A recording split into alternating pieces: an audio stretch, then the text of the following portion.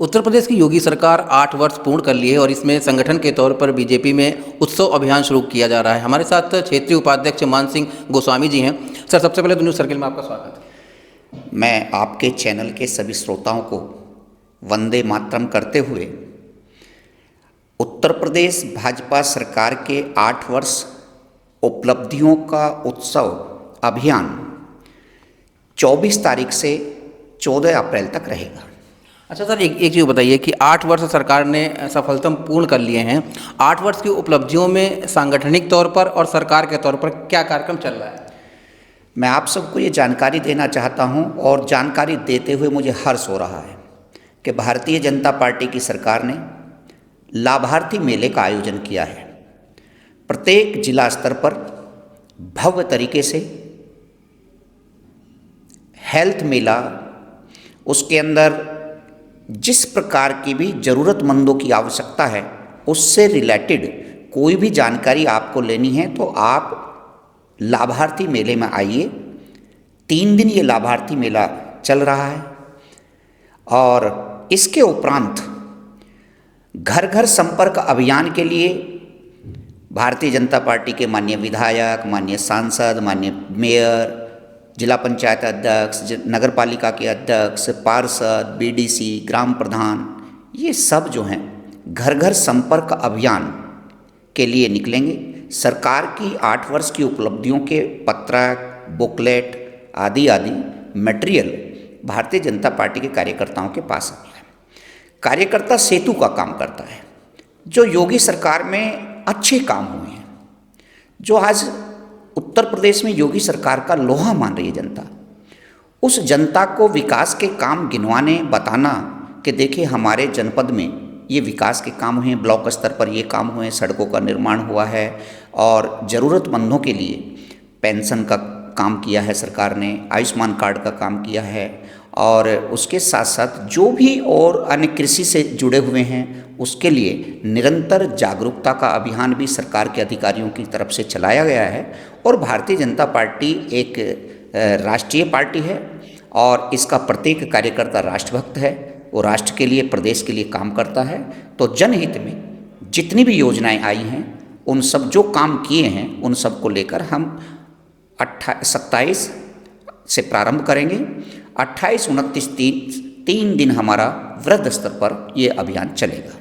अच्छा, दूसरा एक चीज़ जो है कि जिला स्तर पे भी मेले का आयोजन किया जा रहा है, तो मेले का औपचारिक रूप से तो प्रशासन आयोजन कर रहा है, सरकार की उपलब्धियों का बखान किया जाएगा। कौन सी ऐसी उपलब्धियां हैं जो जनता के बीच में खास तौर पर अब जानी चाहिए? लाभार्थी मेले में देखिए, आप देख सकते हैं कि आयुष्मान कार्ड से जुड़ा हुआ एक बहुत बड़ा वर्ग लाभान्वित हुआ है और मैं ये मानता हूँ कि उत्तर प्रदेश जैसे प्रदेश में जहाँ गरीबी रेखा से बहुत बड़ा वर्ग रहता था, लेकिन विगत 8 वर्षों में गरीबी रेखा से लोगों को ऊपर लाने का काम माननीय योगी जी की सरकार ने किया है।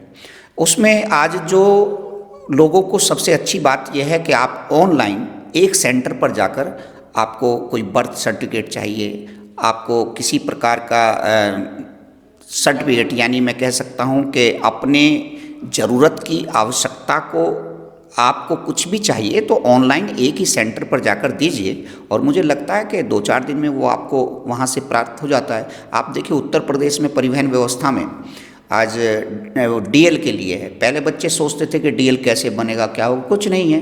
परिवहन की साइट पर जाइए और वहाँ पर एक जो क्वेश्चन आते हैं उनका आंसर दीजिए और तुरंत आपको ऑनलाइन डीएल मिल रहा है। और उसके 30 दिन पूर्ण होने के बाद में जैसे ही आप जाएंगे, अप्लाई करेंगे, उसकी जो सरकारी फीस है उसको कटाएंगे, आपका एक अथॉरिटी जाने के बाद में वहाँ से परमानेंट लाइसेंस मिल जाता है। जिससे बच्चों में एक शिकायत रहती थी अक्सर कि जी चालान कट गया, ये कट गया, तो इसका भी हम लोगों ने जागरूकता के आधार पर लोगों के बीच में जाकर बताया कि बहुत आसान चीज़ हो गई है। अब वो नहीं है कि आप अथॉरिटी जाइए, इधर उधर चक्कर काटिए। ऑनलाइन सिस्टम है, ऑनलाइन सिस्टम का जनता के अंदर उसका भरपूर उपयोग कर रहे हैं और उससे जनता को लाभ भी मिल रहा है। अच्छा, दूसरा एक आखिरी सवाल आपसे, 6 अप्रैल को स्थापना दिवस है। स्थापना दिवस को लेके कोई विशेष इंतजाम या विशेष अभियान आपकी तरीका संगठन के तौर से शुरू हो रहे हैं? भारतीय जनता पार्टी विश्व की सबसे बड़ी पार्टी है और इसमें कार्यकर्ता वेल डिसिप्लिन में रहता है।